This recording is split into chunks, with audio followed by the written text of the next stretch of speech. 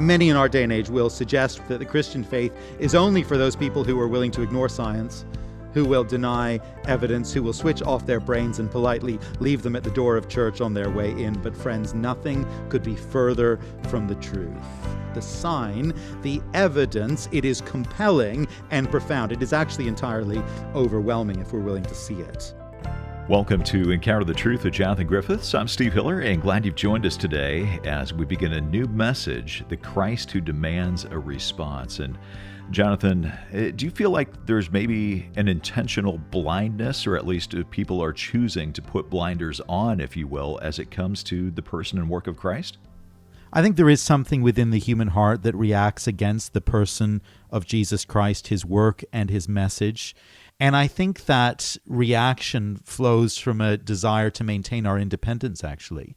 A desire to say, I will live my way without reference to God, without reference to his word. And when we meet Jesus Christ in the pages of Scripture and realize that he is the Son of God sent from heaven above, who has a rightful claim upon our lives, there is something within us that does react against that. And I think we need to be honest about that. I think we need to work through that. And we need to allow ourselves to hear what Jesus is saying and to recognize the goodness and grace of his message. Well, we're going to look at what Jesus says to us through his word today in the book of Matthew. We're going to be in chapter 16 as we begin a message called The Christ Who Demands a Response. Here is Jonathan. I don't know if you've noticed this, but it seems to me that one of the curious features of art, fine art perhaps in particular, is the variety of responses it evokes in people. I think it's right to say that if all of us listening to this message were to go to the National Gallery here in Ottawa and were to stand before the same painting, all of us looking at it, we would have among ourselves the full spectrum of responses to that painting. The spectrum from admiration on the one side to barely veiled disdain or even disgust.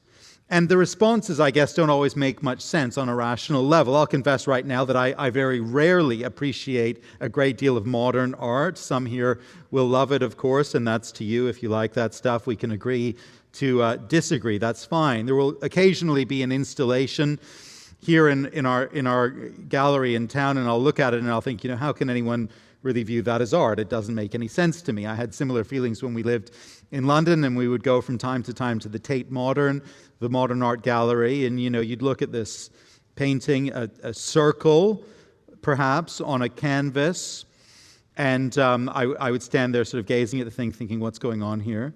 Why is that in the gallery? Or there would be, a single metal cord suspended between two white walls, and people would be looking there, in admiration. I'd be thinking, what is this? Anyway, I don't get it. Variety of responses, not always rational, in a far more profound way. As we travel together through Matthew's Gospel, as we are traveling together through Matthew's Gospel, we are discovering, aren't we, that reactions and responses to Jesus Christ exist along a spectrum. They are profoundly divided and not always on rational grounds. In fact, some responses we see to Jesus Christ seem to run entirely contrary to fact and contrary to evidence. Some people will love Jesus, of course, but others will hate him. Some will seek his destruction, while others will listen in true admiration. Ultimately, the people who have engaged with Jesus Christ will either bay for his blood at the cross or will bow the knee in worship and in adoration. And as Matthew showcases for us this variety of responses to Jesus Christ, it becomes clear that Matthew is setting before you and before me a mirror. And as we travel through the gospel, he is exposing our own reaction to Jesus Christ and requiring us, each one, to reckon afresh with Jesus. The first reaction to Jesus Christ that we encounter in these verses is one of a perverse incomprehension. A perverse incomprehension, and that's where we begin. The religious leaders have shown themselves already to be quite blind to who Jesus is and to what he is doing. You remember how after that miraculous feeding of the 5,000 in chapter 14, the religious leaders took the trouble to travel up from Jerusalem with this most bizarre complaint and concern. You remember it. They had heard that the disciples of Jesus had not been washing their hands properly. And so they made this great journey up from Jerusalem to express their concern. With all that was taking place within the ministry of Jesus Christ, the feeding of the hungry and the healing of the sick, this is the nature of their petty concern. That was back at the beginning of chapter 15. Now Jesus has done even more miraculous works, and we've been tracking with this. He has healed another great crowd. He has fed thousands more people. And once again, the religious leaders, right on time, they show up. And we might think by now, they've seen the light, they've come to see how silly they were, they've seen the error of the ways, and they've come to worship Jesus, right? No, not so. Not these men, not these leaders. No, they have come, we are told, to test him. Chapter 16 and verse 1. And the Pharisees and Sadducees came, and to test him, they asked him to show them a sign from heaven.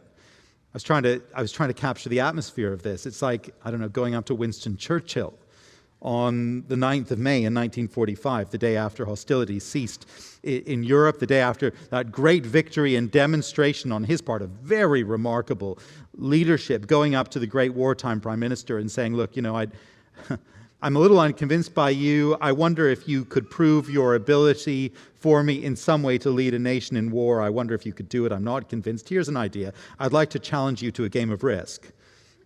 Or to a round of Battleship. Come on, let's bring out the board games. Let's see what you got. Prove it. The scene in verse 1 is profoundly absurd. It's silly, right? Consider what's happened in this chapter alone. The daughter of the Canaanite woman has been released from demonic oppression. Crowds of sick people have come to Jesus and have received healing, one after another. The lame, the blind, the crippled, the mute. Some of the great promises of the Scriptures for the age of the Messiah have been fulfilled in their presence before their eyes, the eyes of the crowds. We considered last time the great promise of Isaiah 35, verses 5 and 6. A great promise for the Messianic age. The prophet said, then the eyes of the blind shall be opened and the ears of the deaf unstopped. Then shall the lame man leap like a deer and the tongue of the mute sing for joy. And all this is happening before the eyes of the crowd.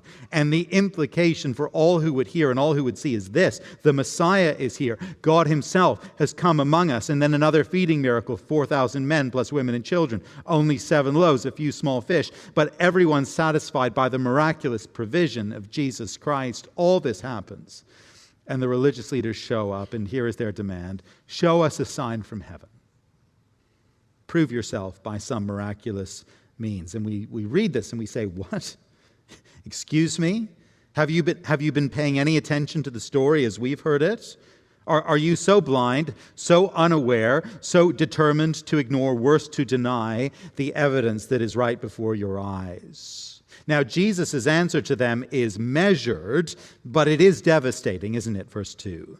He answered them, when it is evening, you say it'll be fair weather, for the sky is red, and in the morning it'll be stormy today, for the sky is red and threatening. You know how to interpret the appearance of the sky, but you cannot interpret the signs of the times. You can look at the sky and you can make some pretty sound judgments about the weather, about what's going on, what's coming, but you cannot see the sign that has come from heaven, the mighty works that I have done. Now, the refusal to accept the signs of the miracles themselves, this refusal to accept the message that has come down from heaven already, this is not a neutral thing. This is not the Pharisees and the Sadducees struggling to keep up. No, Jesus says this is an evil thing. Verse 4, an evil and adulterous generation seeks for a sign. But here's the thing, no sign will be given to it except the sign of Jonah. So he left them and departed. It is a determined hardness of heart toward Jesus to deny the evidence of his miraculous works, to refuse to see him for who he is.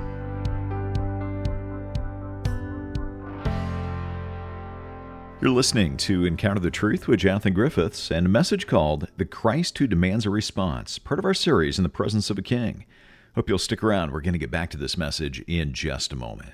Here at Encounter the Truth, we have a real heart to invest in equipping expository Bible teachers to serve the wider church faithfully and well. With that aim in mind, we have partnered with the Timothy Trust to facilitate training and equipping events for Bible teachers throughout the year. One event in particular I wanted to highlight is the Timothy Trust National Conference, which will take place May 15th through 17th in Ottawa, Ontario. I will be joined there by two tremendous Bible teachers, Alistair Begg and Ray Ortland, and we will be considering together how to preach the Word faithfully, in season and out of season. If you are a Bible teacher or know a Bible teacher who would benefit from this outstanding opportunity for equipping, please come to our website to find out more. It's encounterthetruth.org/equipping. That's encounterthetruth.org/equipping. And please join me, Jonathan Griffiths, along with Alistair Begg and Ray Ortland in Ottawa, May 15th through 17th. Well, if you joined us a little bit late, we're in the book of Matthew, chapter 16, as we continue the message, In the Presence of the King. Once again, here is Jonathan. There is one profound and public sign that was given to that generation, and that is written upon the pages of the history of the world, and it is this, says Jesus, it is the sign of Jonah. Jesus has referred to this actually before, back in Matthew chapter 12. You remember that Jonah was sent as a prophet of God to the city of Nineveh, but he didn't really want to go. He got on a boat heading in the opposite direction, and so the Lord sent a storm. Jonah went overboard, was swallowed by the great fish for 3 days, and when he was returned to the land of the living in a great act of divine deliverance, things changed. And in that extraordinary event, he was shown to be actually God's chosen vessel, a surprising one, but nonetheless, his prophet, his true spokesman. What is the sign of Jonah? How will this generation see it? Well, Jesus, what's going to happen? He's going to go down into the depths of death for 3 days, the belly of the earth, as it were. And on the third day, he is going to rise again. And the world will know that Jesus has been sent from heaven above. The death and resurrection of Jesus Christ are the great sign. A sign that God has come to save us. A sign that the Messiah is here. That Jesus' word is truth. It's a sign, the sign, that death has been defeated, that life has won, that the grave is vanquished, that heaven is now open. It's a sign for all who will see and for all who will believe. It's a sufficient sign. It's a glorious sign, but Jesus will not engage further with these men of unbelief. You know, many in our day and age will insist that the Christian faith is only for those people who are willing to ignore science, who will deny evidence, who will switch off their brains and politely leave them at the door of church on their way in. But friends, nothing could be further from the truth. We need to recognize that. We need to be reassured of it. We need to believe it. The sign, the evidence, it is compelling and profound. It is actually entirely overwhelming if we're willing to see it. The signs throughout the ministry of Jesus Christ, the signs that we've been looking at actually, are quite extraordinary. And the idea which is sometimes suggested that these stories could be mere fabrications, that none of this took place, it's inconceivable that events of this magnitude could be fabricated and then passed off as fact. Consider it. In these last two chapters of Matthew alone, we're talking about well over 10,000 people, probably more like 20,000 people, witnessing and being blessed personally by the miracles of Jesus Christ. But the greatest and most compelling of the signs is truly the sign of Jonah. That is, the death and resurrection of Jesus Christ. His 3 days in the belly of death before being restored to the land of the living, restored to life, vindicated by heaven above. It's a very great sign. It is the sign of all signs. This is the evidence. The resurrection, it is the evidence that cannot be ignored. If Jesus did not rise, of course, all that he said and all that he did is entirely discredited. Of course it did. If he promised to rise and remained in the grave, Jesus Christ is of no account and we should get on with our lives. But if he promised to rise from the grave after 3 days, and he did indeed then rise from the grave after 3 days, he cannot be ignored. And all his claims are authenticated by the stamp of that great divine miracle and by the victory of life itself. Everything stands or falls on this sign. And we've got to reckon with it, each one of us. Silly claims are made about this, of course. The Romans hid his body. That's one idea that's thrown around. Well, why would they? Try and explain that. Surely the easy rebuttal to the disciples' claim of resurrection would be the production of a corpse in a timely way. We hid it. Here it is. Or perhaps the disciples hid it. Sometimes people say that. But consider this. Consider the motivation. Who would be motivated to live and suffer and be a social outcast, even a martyr, for a myth of one's own fabrication, a hoax, and a lie? No, surely at that point you walk away. You quietly move on. No, the New Testament gives impressive evidence of a wide variety of people who saw the risen Jesus Christ in a range of settings, public and private, inside and outside, small gathering, large groups, who remembered their experience and recounted it for others. The early history of Christianity, the witness of a people who would bear great cost in following the rejected and the crucified Savior, it only makes sense, doesn't it, that they would be willing to do so if his promise to rise from the grave proved true. It only makes sense. And of course it did. This is the sign. And if it took a profound kind of obstinance for the Pharisees and the Sadducees to reject the signs of Jesus' healing and his feeding miracles in Matthew 16, it takes a greater kind of obstinance for us in our day to refuse to acknowledge the powerful sign of the resurrection of Jesus Christ from the grave.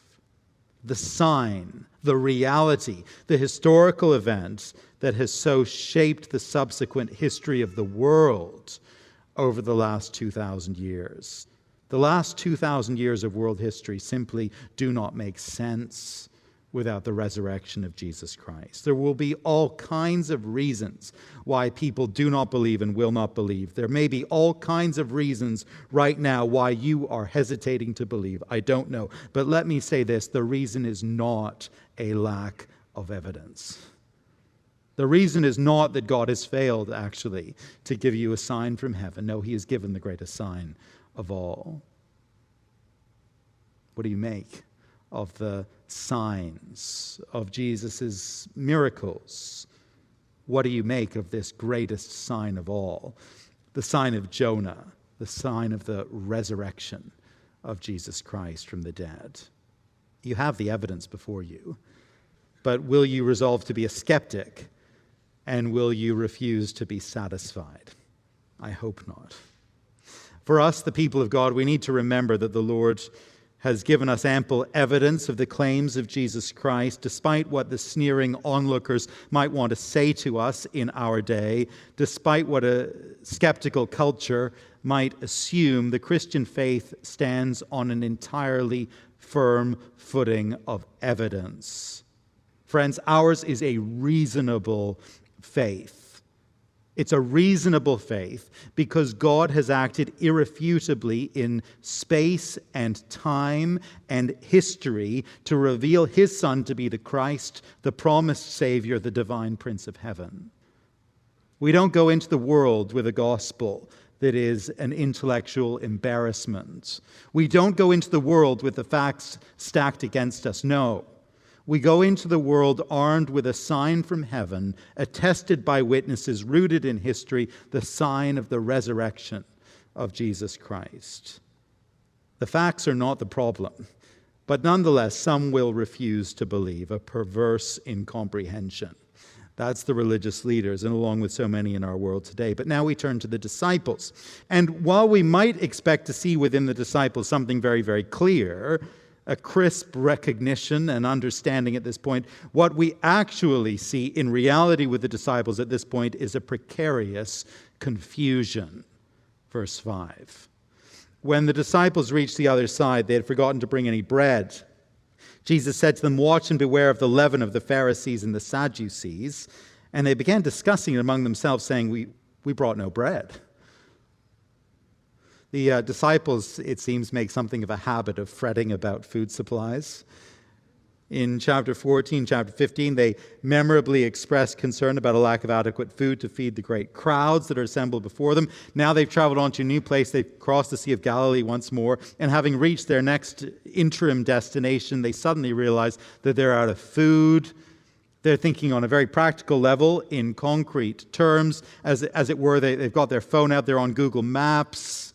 They're searching up bakery and grocery store, bread, and so far there's nothing nearby.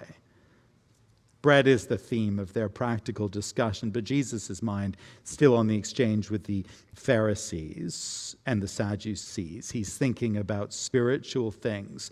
And so he picks up on the theme of the disciples' discussion and he turns it in a decidedly spiritual direction. As the disciples talk about the bread supply, he introduces a very significant spiritual warning.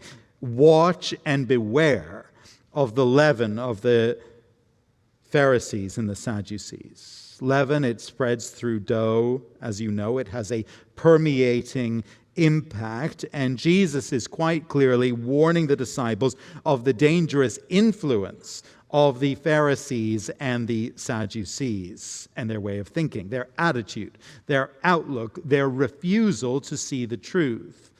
The disciples, of course, they miss this entirely at this point. They think that Jesus is somehow still talking about the bread supply, as they are, verse 7. And Jesus has a word really of rebuke for them at this point. And it's quite strong, isn't it? Verse 8. "Oh, you of little faith, why are you discussing among yourselves the fact that you have no bread?" It might sound like a simple misunderstanding, but Jesus says that there is actually here an issue of faith. There is a lack of understanding that points to a deeper concern. Why are you talking about the bread supply? Don't you understand who I am? Verse 9. Do you not yet perceive? Don't you remember the feeding of the 5,000 with the 5 loaves, all the leftovers, or the feeding of the 4,000 with the 7 loaves, all the leftovers there? How is it, verse 11, that you fail to understand that I did not speak about the bread? Don't you see that I am more than able by this point to provide bread? That is not our concern here. That is not our big issue. That's not the thing to be fretting about. The concern is that there are those around, the Pharisees and the Sadducees, the religious leaders, who will refuse to see the meaning of the miracles. They will refuse to accept the signs from heaven. They will refuse to draw the obvious conclusions concerning me. Beware of the leaven of the Pharisees and the Sadducees.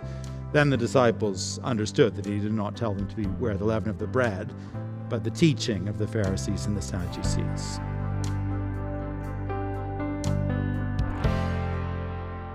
Well, unfortunately, we do have to pause the teaching right there, but we'll get back to this message, the Christ who demands a response, on our next broadcast. So I do hope you make it a point to tune in. If you do ever miss a program, come and listen online. You can come to the website, encounterthetruth.org, and stream the program or download an MP3 for free.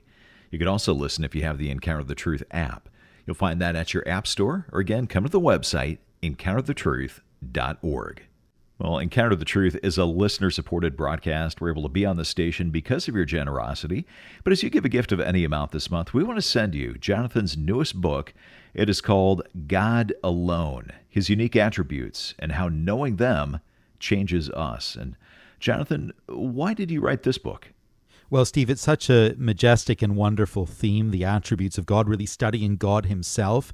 And it was a privilege and a joy to spend time in study of God himself.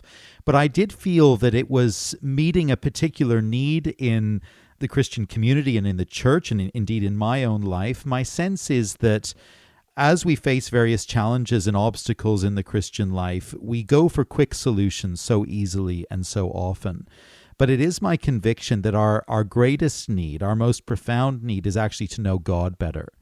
The Christian life is best lived and lived in the most healthy way when it is grounded most profoundly in the knowledge of God. And I think so often our knowledge of God is superficial, and we get into difficulty in the Christian life because we don't know him as we ought to know him. But the Bible is so rich in its teaching about the nature of God, who he is in himself. And I felt that spending real time grappling with the attributes of God would just do us profound good in the Christian life. Well, we want to send you a copy of Jonathan's book. Again, it's called God Alone, and it is our thank you gift to you as you support the ministry financially this month.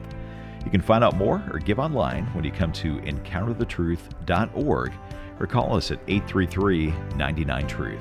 That's 1-833-998-7884. Or again, the website is encounterthetruth.org. For Jonathan Griffiths and our producer Mark Bretta, I'm Steve Hiller. Thanks for listening, and I hope you'll join us next time.